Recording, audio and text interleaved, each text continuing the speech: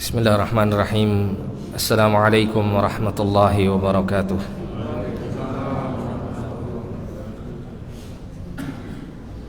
Innal hamdalillah nahmaduhu wa nasta'inuhu wa nastaghfiruh wa na'udzu billahi min shururi anfusina wa sayyiati a'malina. Man yahdihillahu fala mudilla lahu wa man yudlil fala hadiya lahu. Asyhadu an la ilaha illallah wahdahu la syarika lah wa asyhadu anna Muhammadan abduhu wa rasuluh. Qala Allah Ta'ala fi kitabihil karim, ya ayyuhalladzina amanu taqullaha haqqa tuqatih wa la tamutunna illa wa antum muslimun. Ya ayyuhan nasu taqu rabbakum alladzi khalaqakum min nafsin wahidah wa khalaqa minha zawjaha wa batha minhuma rijalan katsiran wa nisaa'a wattaqullaha alladzi tasaaluna bihi wal arham innallaha kana 'alaikum raqiba. Ya ayyuhalladzina amanu taqullaha wa qulu qawlan sadida yuslih lakum a'malakum wa yaghfir lakum dhunubakum wa man yuti'illaha wa rasulahu faqad faza fawzan 'azima. Amma ba'du, fa inna asdaqal hadithi kitabullah wa khairal hadyi hadyu nabiyyina Muhammadin sallallahu alaihi wasallam wa syarral umuri muhdatsatuha fa inna kulla muhdatsatin bid'ah wa kulla bid'atin dhalalah wa kulla dhalalatin finnar. Ma'asyiral muslimin wal muslimat rahimani wa rahimakumullah. Alhamdulillah, pada kesempatan yang mulia ini kita kembali dipertemukan oleh Allah Subhanahu wa taala untuk kita bersama-sama bertafaqquh fid din, memperdalam pengetahuan agama kita yang mulia. Kita berharap mudah-mudahan Allah Subhanahu wa taala memudahkan kita untuk bisa meraih ilmu yang bermanfaat, ilmu yang disertai dengan taufik dan hidayah dari Allah Subhanahu wa taala sehingga terwujud menjadi amal yang saleh. Dan kita berharap mudah-mudahan aktivitas kita dalam ibadah dan menuntut ilmu ini menjadikan Allah mudahkan kita untuk selalu istiqamah di atas jalan yang lurus sampai kita kelak menghadap Allah, diwafatkan di atas husnul khatimah, dihindarkan dari su'ul khatimah, amin ya rabbal alamin. Kita kembali membaca kitab Al-Kabair atau kitab yang membicarakan tentang dosa-dosa besar. Kita sampai pada dosa besar yang ketiga, yaitu sihir. Apa yang dimaksud dengan sihir? Sihir itu kalau secara bahasa adalah sesuatu yang tersembunyi, ya. Sesuatu yang tersembunyi atau sesuatu yang halus. Itu arti daripada kata sihir ini, atau sesuatu yang berkaitan dengan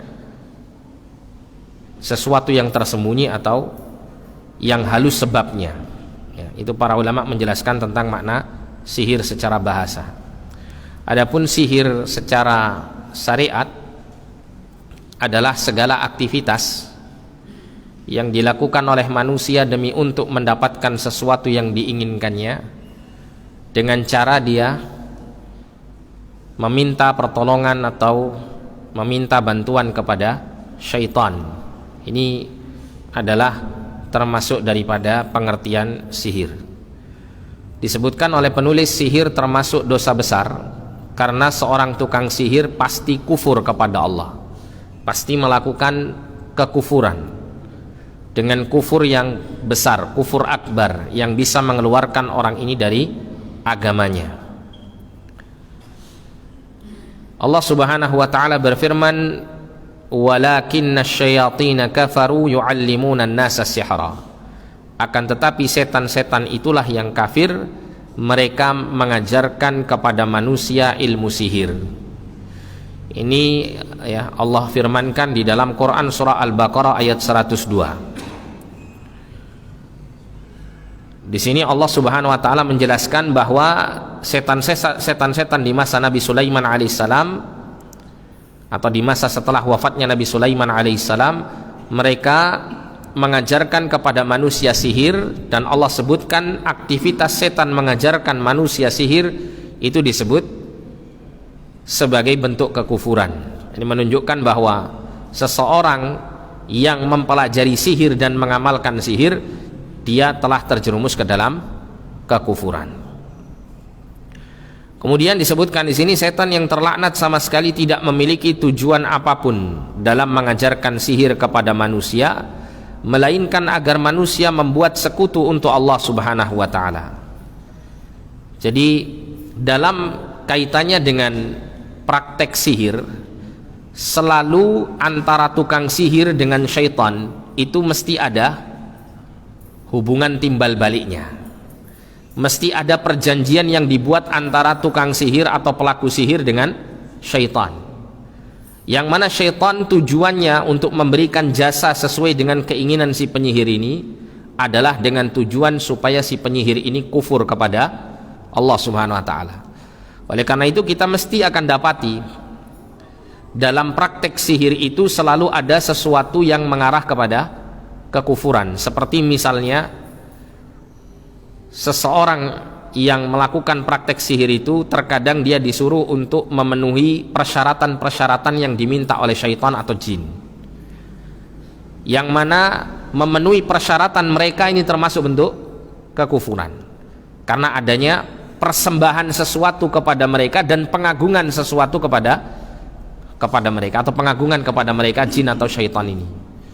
Sedangkan pengagungan, penghambaan itu hanya diperuntukkan untuk Allah Subhanahu wa taala. Terkadang mereka meminta sesuatu perbuatan kekufuran, seperti diantaranya seperti mengotori mushaf Al-Qur'anul Karim.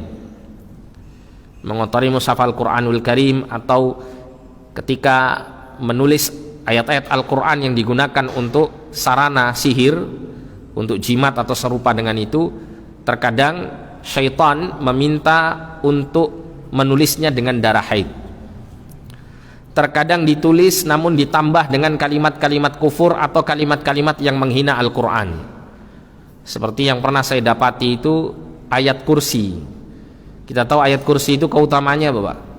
Kalau seseorang membacanya maka syaitan akan lari, ya. Tapi syaitan justru akan mendekat dengan ayat kursi yang kita baca atau yang kita tulis apabila sudah dirusak di dalamnya. Seperti contoh, ada sebagian yang pernah saya temukan itu tulisan ayat kursi yang ditulis oleh seseorang dengan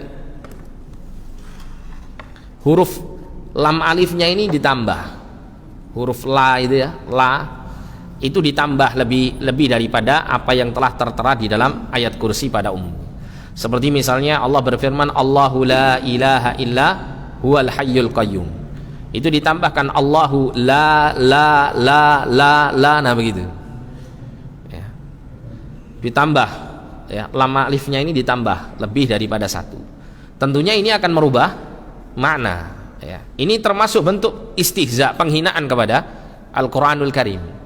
Tapi terkadang orang-orang secara umum tidak tahu bahwa ini termasuk bagian daripada kekufuran, bagian daripada keinginan syaitan untuk mendapatkan kesesatan daripada orang-orang yang melakukan sihir ini. Dan masih banyak lagi kemungkaran-kemungkaran yang mesti dilakukan oleh para penyihir dengan tujuan agar syaitan menjadikan mereka itu menyekutukan Allah Subhanahu wa taala. Kemudian Allah taala berfirman mengabarkan tentang Harut dan Marut. Allah berfirman ini dalam surat yang sama ya. Nanti kita akan baca secara menyeluruh ayatnya supaya kita tahu isi daripada ayat tersebut. Allah mengabarkan tentang Harut dan Marut, wa ma yu'allimani min ahadin hatta yaqula innama nahnu fitnatun fala takfur.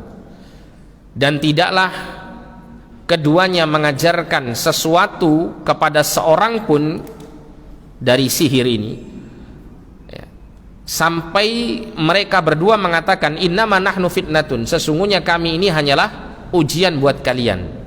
Fala takfur, maka jangan kamu kafir dengan kamu belajar sihir. Fayata'allamuna minhuma ma yufarriquna bihi bainal mar'i wa zawjihi, maka mereka mempelajari dari kedua malaikat ini, Harut dan Marut ini, apa yang bisa memisahkan di antara suami dengan istrinya. Ya, ada salah satu jenis sihir itu untuk bisa memisahkan suami istri. Saya pernah melihat ada seorang ustadz ahli ruqyah ya, meruqyah seorang wanita, seorang istri yang dia itu setelah disihir benci sekali dengan suaminya. Ya.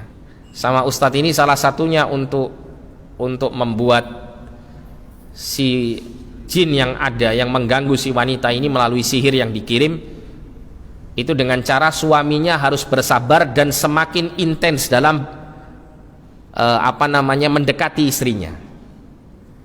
Ya. Mungkin kalau istrinya didekati marah-marah, suaminya harus sabar semakin mendekatinya. Itu salah satu di antara bentuk usaha yang bisa dilakukan demi untuk menyelamatkan istrinya tersebut dari sihir.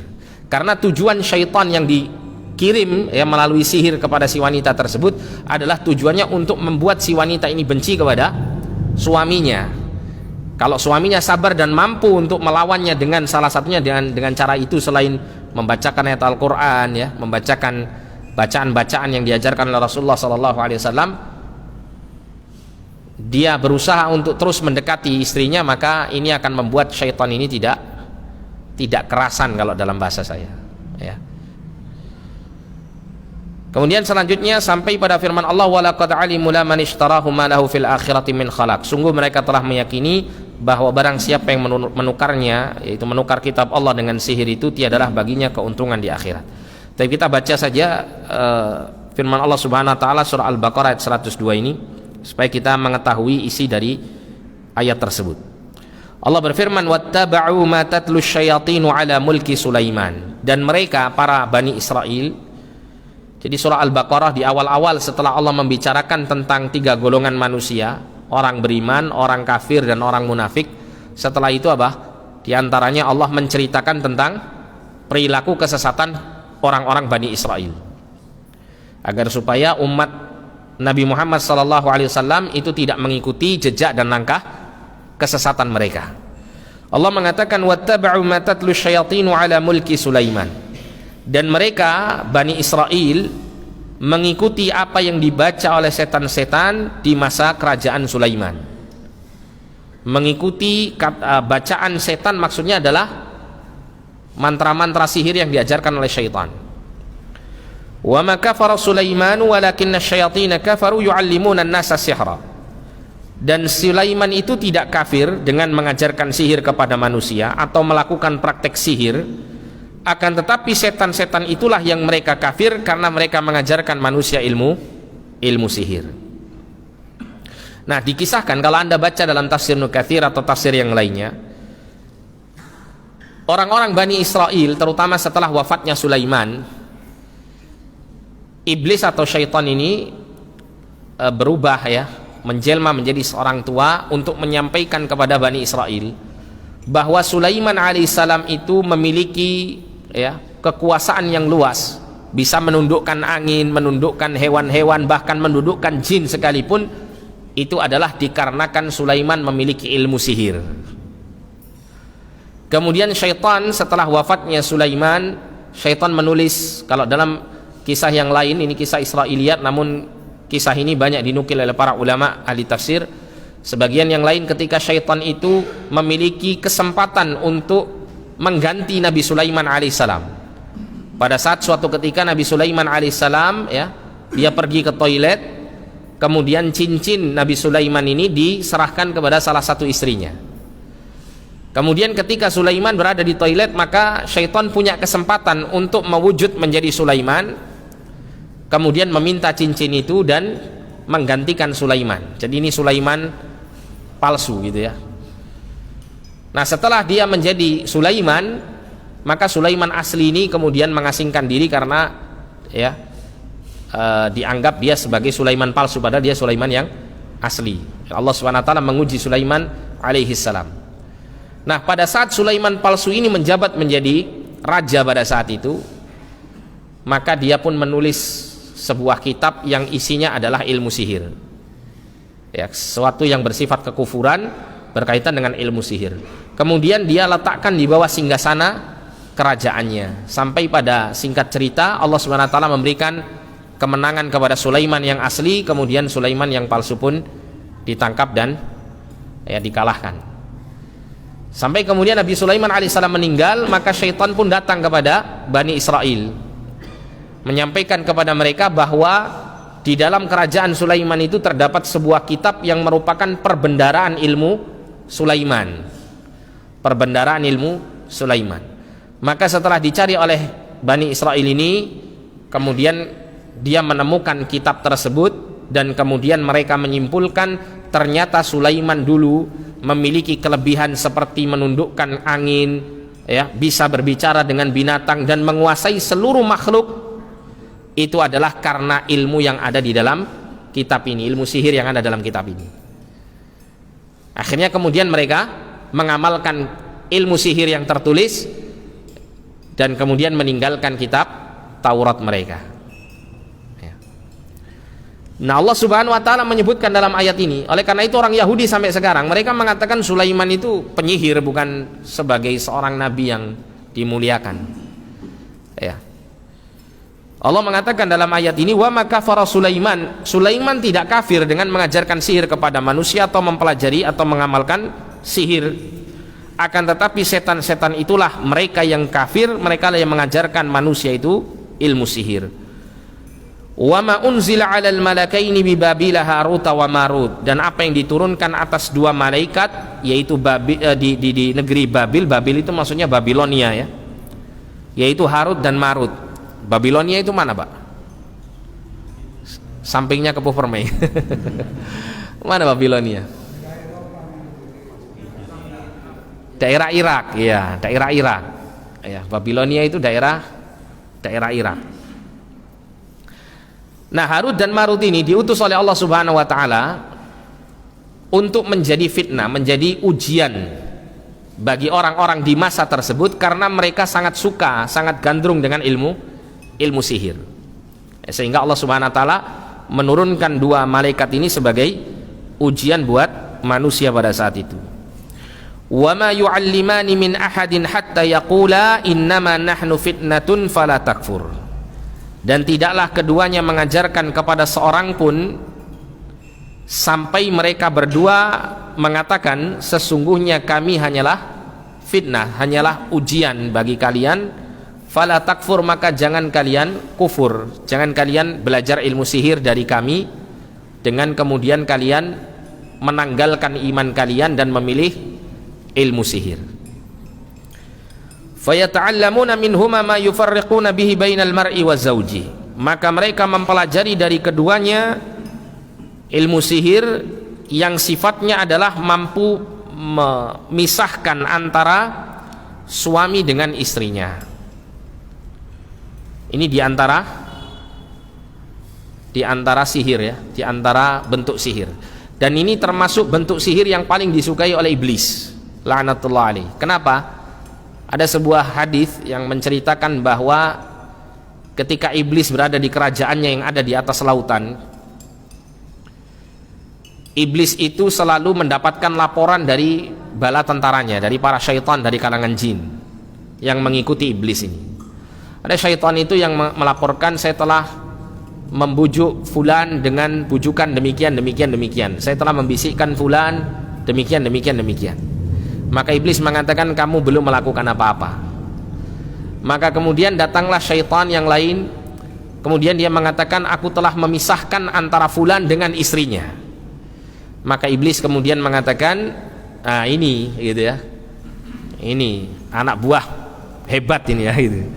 Akhirnya apa yang dilakukan oleh iblis? Iblis memberikan penghargaan kepada syaitan itu untuk duduk di sampingnya. Syaitan itu untuk duduk di sampingnya. Nah, ini disebutkan oleh Allah Subhanahu wa taala dalam ayat ini, menunjukkan bahwa di antara sihir yang buruk adalah sihir yang memisahkan antara suami dengan istrinya. Wa ma hum bidharrina bihi min ahadin illa biiznillah, dan tidaklah mereka itu bisa memberikan kemudaratan, mara bahaya dengan sihir yang mereka praktekkan min ahadin kepada seorang pun dari hamba Allah illa biiznillah, kecuali dengan izin Allah Subhanahu wa taala. Kalimat ini ya, ini mengandung rahasia besar. manakala seseorang ingin terhindar dari kejahatan tukang sihir atau sihir yang dilakukannya, atau dia menginginkan apabila sudah terlanjur dia terkena sihir untuk sembuh dari pengaruh-pengaruh sihir ini, maka ingat ayat ini, wa ma hum bidarrina bihi min ahadin illa biiznillah. Tidaklah sihir itu bisa membahayakan manusia kecuali dengan izin Allah Subhanahu wa taala. Allah yang bisa menjadikan sihir itu berpengaruh, Allah juga yang menjadikan sihir itu tidak berpengaruh. Allah lah yang bisa menjadikan sihir itu berpengaruh kepada manusia, dan Allah lah pula yang bisa menyembuhkan manusia dari sihir ini. Sehingga dengan cara kita menguatkan hubungan kepada Allah Subhanahu wa taala, maka ini jalan satu-satunya kita bisa terhindar dari sihir atau bisa sembuh dari sihir. Sehingga tidak perlu seseorang itu ketika dia tersihir kemudian dia mencari penyihir lain, dukun yang lain untuk menyembuhkan sihir yang menyerang dirinya. Kadang ada orang itu disihir, tokonya jadi sepi. Kalau jualan makanan, makanannya cepat basi. Terus dia mikir, wah iki digawe uang. Aku ya kudu, iya. Saya juga harus cari tukang sihir atau orang pinter atau paranormal atau kiai atau mbah atau apalah ya, sebutan manusia. Akhirnya dia pun melawan sihir dengan sihir. Ini kalau dalam bab kitab tauhid ya, atau pembahasan mengenai tauhid ini sering disebut dengan istilah an-nushrah. Nushrah ya, melawan sihir dengan sihir atau menyembuhkan sihir dengan sihir. Ini termasuk bentuk yang diharamkan dalam agama. Kenapa? Karena mesti nanti sihir yang digunakan untuk melawan sihir itu pun juga mengandung kekufuran, kesyirikan ya. Dan sekali lagi Allah Subhanahu wa taala yang menjadikan seseorang itu sembuh atau terkena daripada sihir ini. Wa yata'allamuna ma yadhurruhum wa la yanfa'uhum, dan mereka mempelajari apa yang membahayakan mereka dan tidak memberikan manfaat kepada mereka. Nah, ilmu sihir itu sifatnya seperti ini, Pak. Ilmu sihir itu sifatnya ini. Sifatnya ilmu sihir itu adalah memberikan mara bahaya kepada diri yang melakukan sihir maupun yang disihir, dan tidak memberikan manfaat apapun bagi orang yang melakukannya. Sehingga di sini menunjukkan bahwa sihir itu bisa mendatangkan kemudaratan bagi pelakunya selain bagi orang yang disihir ya. Itu dunia dan akhirat. Dunia dan akhirat. وَلَقَدْ عَلِمُوا لَمَنِ اشْتَرَاهُ مَا لَهُ فِي الْآخِرَةِ مِنْ خَلَاقٍ وَلَبِئْسَ مَا شَرَوْا بِهِ أَنفُسَهُمْ لَوْ كَانُوا يَعْلَمُونَ. Sungguh mereka telah meyakini bahwa barang siapa yang menukar kitab Allah dengan sihir itu, tiadalah baginya keuntungan di akhirat, dan amat jahatlah, amat buruklah perbuatan mereka menjual dirinya dengan sihir kalau mereka mengetahui.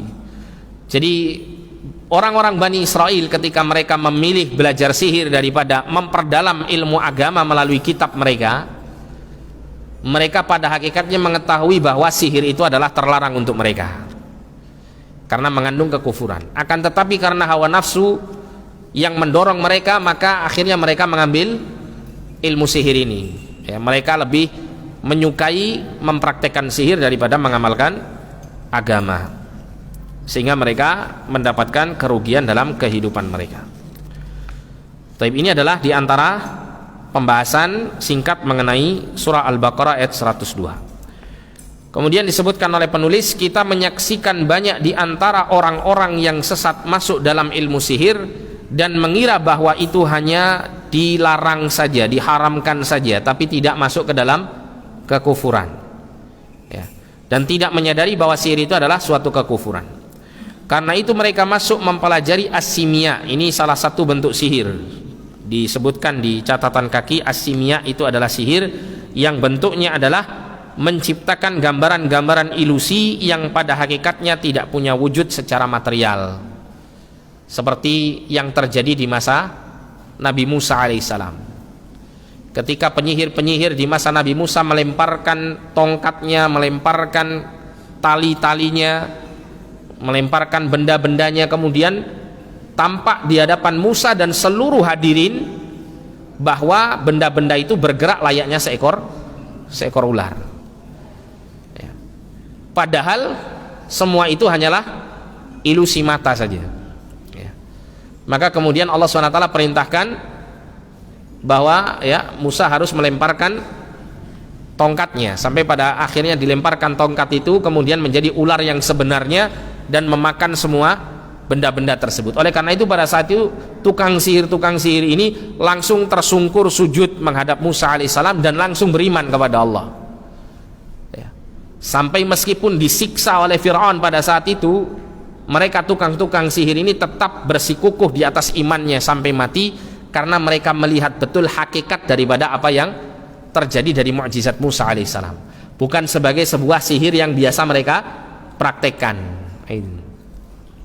Jadi menunjukkan bahwa sihir itu diantara bentuknya adalah sihir ilusi, sesuatu yang enggak nyata tapi seakan-akan tampak nyata di hadapan manusia. Nah, untuk sihir ini Pak, ada dua jenisnya. Sihir yang hakiki, sihir yang sifatnya itu adalah berkaitan erat dengan meminta bantuan kepada syaitan. Ini merupakan sihir yang jelas-jelas kufurnya, karena mesti kalau seseorang mempraktekkan sihir seperti ini, dia mesti akan melakukan kekufuran dengan bantuan syaitan dan jin. Kemudian ada sihir itu yang dilakukan tapi tanpa bantuan syaitan dan jin. Seperti kalau di masa kita sekarang itu sering disebut dengan ilmu sulap gitu. Entah dengan gimana Pak? Hipnotis. Ya, mungkin hipnotis itu ada juga jenisnya, ada dua ya. Ada yang hipnotis itu dengan bantuan jin gitu ya. Ada yang mungkin dengan kemampuan seseorang berbicara. Nanti saya akan jelaskan di antara bentuk-bentuk yang dikatakan oleh Nabi SAW sebagai sihir, tapi bukan sihir secara hakiki, tapi dia termasuk bagian daripada sesuatu yang memiliki pengaruh seperti sihir, tapi bukan sihir. Nah, jadi sihir, kita kembali di sini dulu. Sihir itu terbagi menjadi dua. Ada sihir itu yang sangat jelas-jelas kekufurannya, yaitu ketika sihir ini dilakukan dengan bantuan jin dan syaitan, karena ada perjanjian kufur di situ. Kemudian yang kedua adalah sihir yang dilakukan dengan tanpa bantuan jin dan syaitan, tanpa ada kekufuran di dalamnya. Seperti seseorang itu bisa mengelabui pandangan mata manusia dengan kecepatan tangannya, atau dengan trik-trik tertentu, atau dengan alat-alat tertentu, sehingga membuat sesuatu itu menjadi seakan-akan aneh di hadapan manusia, atau sesuatu menjadi ajaib di hadapan manusia, padahal tidak demikian. Sehingga kalau dibuka triknya akan ketahuan, oh ternyata kamu bohong seperti ini, ya kan gitu. Ini sering kita sebut dengan ilmu sulap itu ya. Nah, adapun kalau berkenaan dengan sihir seperti sulap atau semacamnya ini, maka hukumnya tetap haram menurut para ulama. Akan tetapi tidak mengarah kepada kekufuran, tidak sampai mengeluarkan orang itu dari agama Islam. Ya. Tapi dia tetap tidak diperbolehkan untuk dipelajari. Kenapa? Bisa jadi salah satu kemudaratannya adalah akan membuka pintu untuk menuju kepada sihir yang sebenarnya. Karena seseorang kalau sudah terlanjur senang dengan hal-hal seperti ini, tukang sulapnya ini akan semakin tertantang dan terus ingin membuat inovasi sulapnya, sampai pada akhirnya kemudian akan mengarah kepada sihir yang sebenarnya. Ya. Apalagi kalau seseorang terlalu suka dengan permainan seperti ini, selain dia melalaikan dari zikir kepada Allah, juga akan mengarah kepada kesenangan terhadap ilmu sihir. Dan ini termasuk saddun lidzari'ah. Dalam agama itu ada namanya saddun lidzari'ah, menutup pintu kepada kemungkaran yang besar, supaya tidak sampai mengarah kepada kekufuran tadi. Nah, sekarang ada di antara perkara-perkara tertentu yang disebut oleh Nabi SAW sebagai sebuah sihir, tapi maksudnya oleh Nabi SAW itu bukan sihir, tapi dia memiliki pengaruh seperti sihir. Seperti Nabi pernah mengatakan, inna minal bayani la sihra, sesungguhnya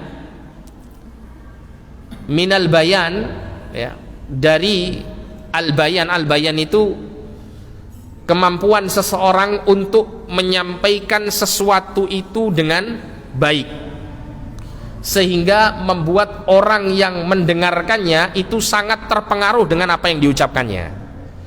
Itu al-bayan. Mungkin kalau bahasa kita mungkin ilmu tentang retorika atau semacamnya. Kan kadang kita ini pernah mungkin mendapati, mungkin ya, ada seseorang kalau sudah ngomong dia seperti tukang-tukang sales itu. Itu kan mereka sales itu kan sebisa mungkin bagaimana caranya orang nggak punya niat pingin beli bisa jadi beli barangnya, kan gitu Pak. Wah, akhirnya apa? Dia latihan ngomong. Gimana caranya barangnya yang awalnya tidak dilirik jadi tertarik sampai akhirnya dibeli. Ini al-bayan ini ya. Ini contoh saja, contoh kecil saja. Nabi mengatakan sesungguhnya kemampuan retorika yang bagus itu termasuk bagian sihir. Tapi maksudnya di sini kata Nabi SAW bukan berarti sihir yang dilarang. Tapi di sini kesamaan dari sisi pengaruh yang dihasilkannya. Orang kalau menyihir seseorang itu kan ada pengaruhnya pada orang yang disihir. Termasuk juga retorika manusia ya, yang bagus itu juga akan mempengaruhi perasaan seseorang. Makanya ada namanya dalam ilmu psikologi itu apa namanya Pak? Cuci otak. Nah gitu, mencuci otak orang yang awalnya itu tidak memiliki keinginan untuk berbuat, dicuci otaknya untuk berbuat sesuatu yang diinginkan oleh orang yang mempengaruhinya. Kan bisa seperti ini. Kalau gendam itu mengarah kepada sihir yang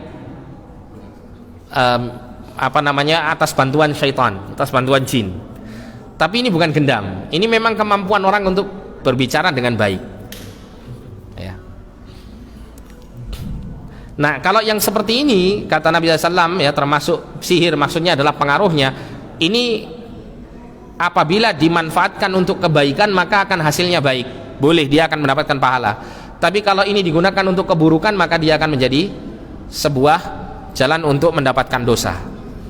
Ada orang yang pinter ngomong sampai bisa nipu orang, nilep duitnya sampai puluhan juta misalnya, karena pinternya ngomong, bukan karena gendam ya. Ada lagi gendam juga ada, tapi ini murni karena memang pinter ngomong dia ya. Tapi kalau seandainya seseorang pinter ngomong digunakan untuk kebaikan, untuk mempengaruhi orang untuk supaya melakukan ketaatan dan seterusnya, maka ini akan mendapatkan pahala ya. Jadi ini berbeda dengan sihir yang tadi. Saya ingin sampaikan begini karena nanti mungkin Anda akan baca beberapa hadis mungkin yang disebutkan oleh Nabi bahwa perkara itu dikategorikan seperti sihir padahal dia bukan sihir, supaya Anda tidak bingung. Nah, terus tadi hipnotis. Nah, hipnotis ini ada yang hipnotis itu memang dengan bantuan jin. Ada juga hipnotis ini karena apa? Kemampuan retorika seseorang sehingga mampu mempengaruhi hati orang tersebut. Cuman yang kedua ini yang jarang Pak. Yang jarang. Kebanyakannya Pak pakai bantuan syaitan ya. Pakai bantuan syaitan karena kita melihatnya biasanya ketika dihipnotis orang itu tidak sadarkan diri. Kemudian dia berbicara dalam kondisi tidak sadarkan diri. Nah, ini bisa jadi adalah bentuk daripada gangguan syaitan kepada orang yang dihipnotis. Wallahu a'lam. Kalau yang seperti ini bentuknya maka ini kufur dan termasuk bentuk kesyirikan ya. Atau termasuk prakteknya selalu mengandung kesyirikan. Tapi kita lanjutkan di sini, dan bahkan melakukannya ya padahal itu murni sihir. Yang mengikat perasaan antara seorang suami dari istrinya adalah sihir. Begitu pula cinta dan benci kepadanya, dan hal-hal serupa yang berwujud kalimat-kalimat yang tidak dikenal maknanya, kebanyakan adalah syirik dan kesesatan ya. Jadi sihir ini macam-macam ya jenisnya, banyak. Ada sihir itu yang bisa menceraikan atau memisahkan antara suami dan istrinya. Ada sihir itu yang justru semakin memperkuat, mempererat jalinan cinta antara laki-laki dan perempuan. Istilahnya ilmu apa Pak? Ilmu pelet itu ya, lintrik. Terus ya macam-macam, banyak sekali. Ada di Nusantara kita ini namanya ilmu santet kan gitu ya, tenung dan seterusnya. Tadi ada disebutkan gendam tadi, ini termasuk sihir, termasuk debus ya, tahu debus ya, kebal, ilmu kebal, ini termasuk sihir Pak. Nah sayangnya kaum muslimin ini banyak tertipu dengan hal ini karena kebanyakan ilmu sihir ini ditutupi dengan kalimat-kalimat berbahasa Arab yang terkadang menggunakan asma Allah, nama-nama Allah, atau membaca ayat-ayat Al-Quran atau semacamnya ya, sehingga mereka menganggap bahwa ini termasuk bagian daripada ilmu agama, sehingga bahkan diajarkan di beberapa pondok-pondok pesantren. Maka ini pada hakikatnya adalah sihir. Kalau memang hal ini adalah ilmu, maka kita akan dapati riwayat-riwayat dari Nabi SAW tentang kaitannya dengan bacaan-bacaan ini. Kenyataannya tidak ada. Kalau seandainya ini termasuk ilmu, maka tentu Rasulullah dan para sahabat orang yang paling lihai dalam menggunakan ilmu seperti ini. Tapi kenyataannya dalam perang Uhud Nabi SAW terluka parah, para sahabat meninggal dunia ya. Tidak ada dari kalangan mereka yang kemudian menjadi orang yang kebal dalam peperangan. Rasulullah SAW kalau perang mesti pakai baju besi, kemudian pakai mighfar itu helm dari besi yang untuk melindungi kepala dari serangan pedang atau semacam ya. Kalau seandainya ilmu ini adalah ilmu yang berasal dari Islam, tentu Nabi SAW adalah orang paling pinter dalam belajar atau mengajarkan ilmu ini atau mengamalkan ilmu ini. Kenyataannya tidak demikian ya. Dan ilmu-ilmu seperti ini hanya berpengaruh kepada orang-orang yang lemah tauhidnya Pak. Ketika seseorang kuat tauhidnya nggak akan terpengaruh dengan ini. Saya pernah punya kawan ya, ada seorang kawan, salah seorang pimpinan pondok, dia cerita, dia aslinya dari Banten. Dia cerita langsung ke saya, aslinya dia dari Banten, kemudian dia belajar di Jogja sampai kemudian mengenal agama yang baik di situ. Kemudian ketika itu dia ada kesempatan untuk pulang, dia pulang. Nah di kampungnya ini orang-orang sekitarnya ini senang sekali dengan klinik ini Pak, senang sekali dengan klinik. Sampai kemudian ada suatu ketika ada di daerah situ itu main-main pakai korek api jeres itu Pak ya. Itu diletakkan di atas meja, kemudian sama orang yang meletakkan itu dibacakan sesuatu, kemudian orang-orang disuruh untuk menggeser korek api tersebut. Ada beberapa orang yang berusaha menggeser korek api itu nggak bisa-bisa, dibacakan apapun nggak bisa-bisa gerak. Akhirnya kawan saya datang, lihat orang-orang seperti oh ini main sihir ini katanya. Dibacakanlah ayat kursi sama dia, tapi itu dia baca dengan suara pelan. Setelah itu dia datangi, dia ngomong begini, masa menggeser korek api begini saja nggak bisa, sama dia digeser begini jatuh Pak korek apinya. Padahal beberapa orang tadi itu menggeser dengan sekuat tenaga nggak bisa jatuh. Setelah itu baru dia semakin dikenal di situ. Wah berarti ini ada saingan baru.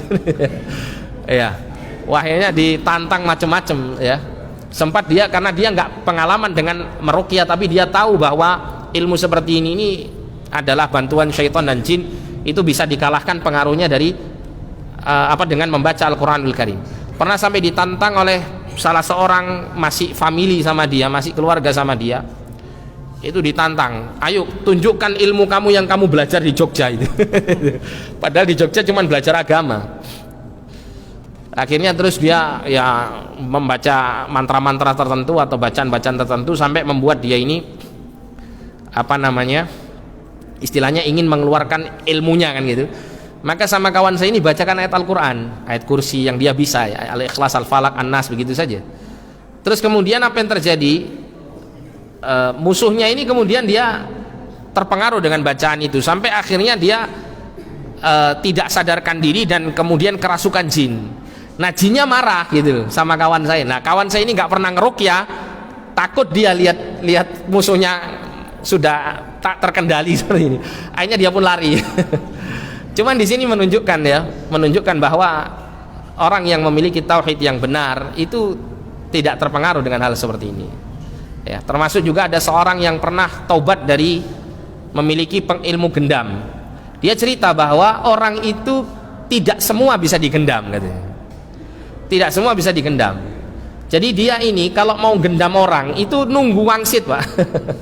Nunggu apa? Bisikan dari jinnya itu, perewangannya itu. Kalau orang yang mau digendam ini targetnya ini bisa digendam, nanti akan dibisiki, itu bisa digendam itu lah gitu.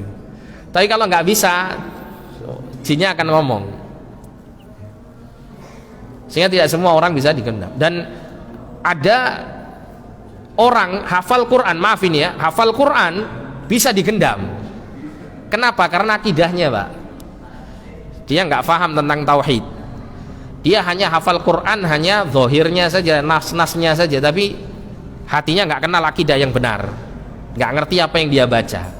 Pernah ada seorang santri yang mau daftar jadi imam di Timur Tengah, bukan di Saudi Arabia, di negeri-negeri seperti Dubai atau semacamnya, itu terkadang mengambil imam-imam dari Indonesia. Ketika dia ingin seleksi ya, perjalanan dari Bogor ke Jakarta kalau tidak salah waktu itu, dia naik kereta api, ketemu sama orang, ngobrol-ngobrol, akhirnya dia digendam ya, sampai uang sakunya dia itu dikuras semua sama yang gendam, padahal dia hafal Quran gitu ya. Cuman diceritakan oleh kawan saya bahwa si fulan ini yang digendam ini memang dia tidak mengenal akidah yang benar ya, banyak praktek kesyirikan yang dia lakukan, sehingga ya tidak ada manfaat ilmu atau Quran yang dia hafalkan dalam hatinya. Jadi intinya demikian. Kemudian disebutkan hukum had atas orang yang melakukan sihir itu adalah dibunuh, dihukum mati maksudnya, karena sihir itu adalah kufur kepada Allah. Jadi orang yang melakukan praktek sihir yang mengandung kekufuran, maka hukumannya dibunuh karena dia murtad dari agama. Sebagaimana Nabi mengatakan, man baddala dinahu faqtulu, siapa yang mengganti agamanya maka hendaklah dia dihukum mati. Akan tapi hukuman mati ini harus dilakukan oleh pemerintah kaum muslimin ya, bukan rakyatnya yang menegakkan hukuman ini, tapi pemerintah kaum muslimin. Cuman sayangnya di negeri Indonesia ini jadi dukun malah jadi kaya, Pak ya, nggak dihukum mati. Nabi SAW bersabda, istanibus sab'al mubiqat, jauhilah oleh kalian 7 dosa yang membinasakan, dan Nabi menyebutkan diantaranya adalah sihir. Maka hendaklah seorang hamba takut kepada Rabbnya dan tidak masuk ke dalam sesuatu yang dapat merugikan dunia dan akhiratnya. Dan diriwayatkan dari Nabi SAW bahwasanya beliau bersabda, haddus sahiri darbatun bis saif, hukuman bagi seorang tukang sihir itu adalah dipenggal dengan pedang ya. Cuman hadisnya ini menurut para ulama alul hadis itu mauquf. Mauquf itu artinya nggak sampai kepada Nabi, tapi disampaikan oleh sahabat, hanya berhenti pada sahabat yang bernama Jundub bin Junada. Kemudian Bajalah bin Abda mengatakan, atana kitabu Umar radhiyallahu anhu qabla mautihi bisanatin an yaqtulu kulla sahirin wa sahira. Surat Umar bin Khattab radhiyallahu an datang kepada kami setahun sebelum wafatnya. Ini pada saat Umar bin Khattab menjabat sebagai khalifah. Umar bin Khattab memerintahkan, hendaklah kalian membunuh setiap penyihir laki-laki dan perempuan. Jadi wajib untuk menangkapi para penyihir dan memberikan hukuman mati kepada mereka. Kemudian dari Abu Musa radhiyallahu an, dia mengatakan bahwasanya Nabi sallallahu alaihi wasallam mengatakan, thalathatun la yadkhulunal jannah, ada 3 golongan manusia yang tidak masuk surga. Yang pertama mudminu khamrin, orang yang pecandu minuman keras, wa qati'u rahimin, dan memutuskan silaturahim, wa musaddiqun bisihri, dan membenarkan sihir. Apa maksudnya membenarkan sihir? Maksudnya diantaranya adalah mempraktekkannya dan meyakini kebolehan untuk mengamalkannya meskipun dia tidak mengamalkan sihir ya, kebolehan untuk mempraktekkannya atau mempelajarinya. Kemudian Ibnu Mas'ud mengatakan dengan sanad yang marfu' sampai kepada Nabi mengatakan, ar-ruqa wat tamaimu wat tiwalatu syirkun. Ar-ruqa ya, mantra-mantra, jampi-jampi yang mengandung kesyirikan, ini maksudnya ya, bacaan-bacaan yang mengandung kesyirikan. Wat tamaim, dan tamimah.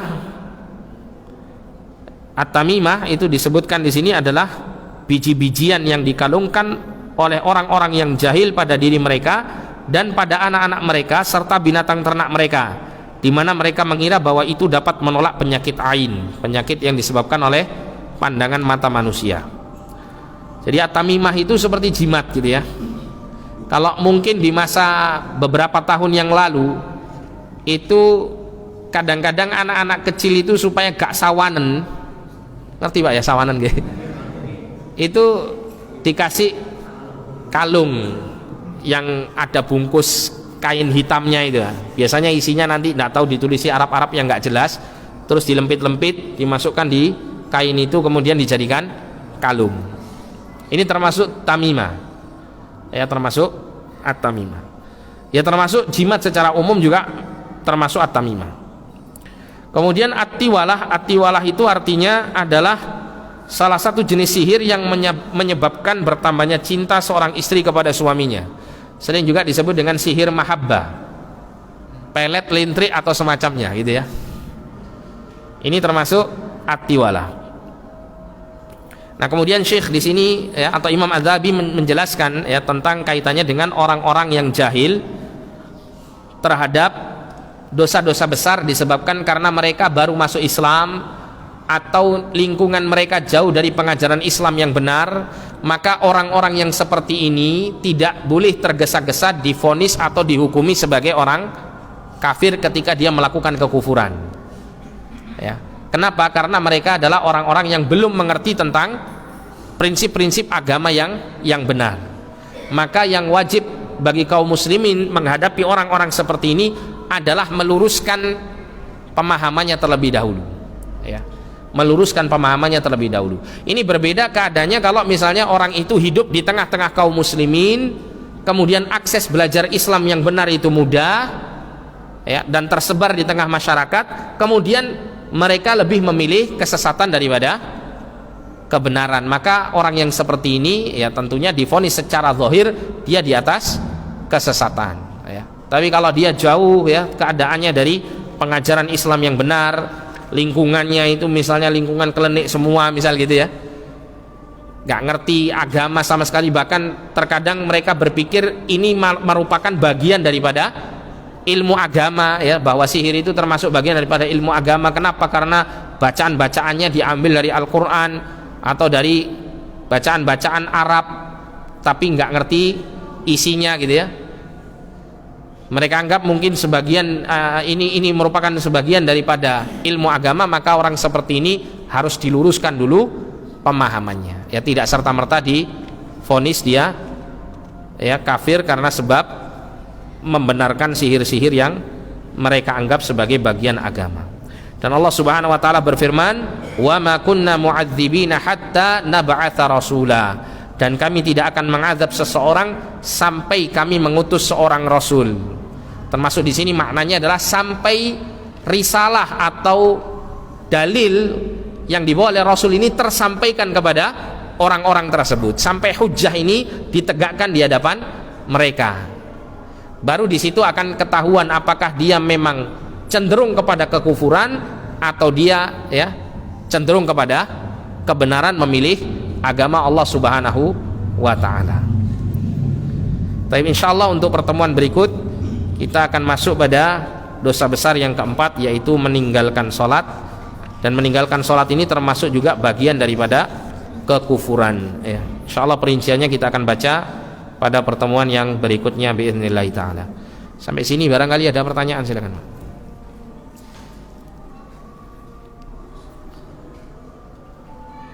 Tidak ada pertanyaan? Iya, monggo.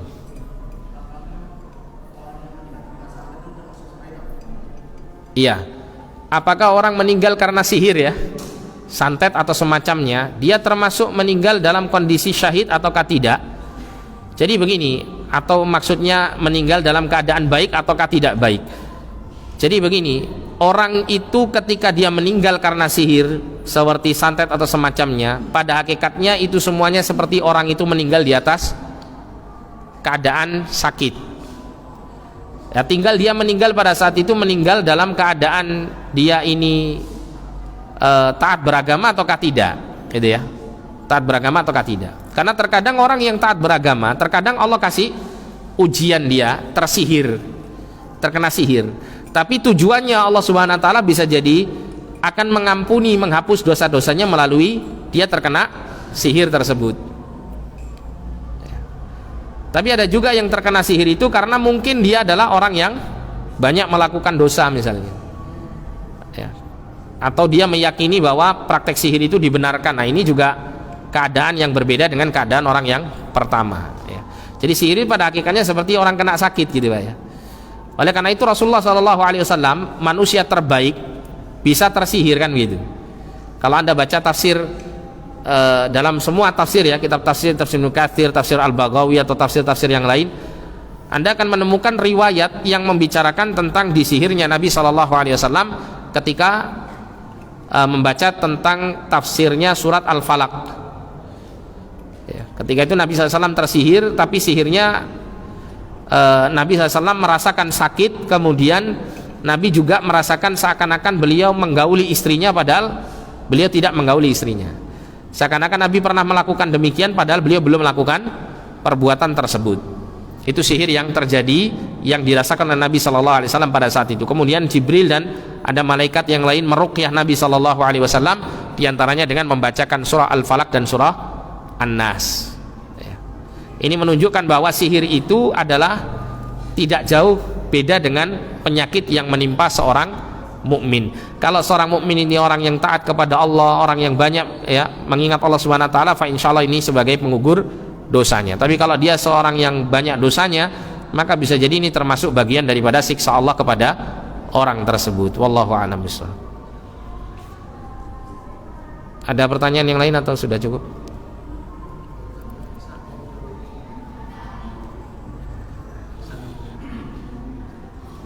Tidak ada pertanyaan?